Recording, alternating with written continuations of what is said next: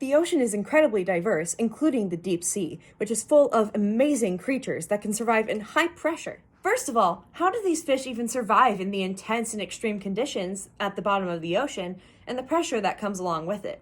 Even humans can't live down there, as versatile as we are. Well, these fish don't have air pockets in their bodies like we do. Our lungs will be crushed at the bottom of the ocean, but these fish don't have that air and are instead filled with water. The water inside of them equates itself to the water on the outside of them, and the pressure too. An animal that really shows this example is the big fin squid.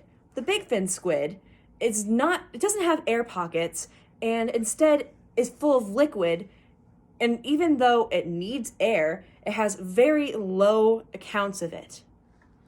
With equal pressure on the inside and the outside, deep sea fish will not be crushed. However, we would, like this tissue, be crushed in high pressure. But like this bouncy ball, deep sea fish are perfectly fine. How does pressure work? We stand up here at the surface with 1 atmosphere, which is how we measure pressure. At 100 meters down, we would be at 10 atmospheres. And then the average of the ocean is 368.8 atmospheres, which is right about there. And the deepest part in Challenger Deep is 1,093.5 atmospheres, which is much more than we could withstand. Deep sea fish are simply just amazing. They're able to survive in those high pressures without being crushed. However, just like us surface level, they can't survive in the low pressures. If they're brought up too fast, their cells can implode on themselves, and the atmospheres will crush them.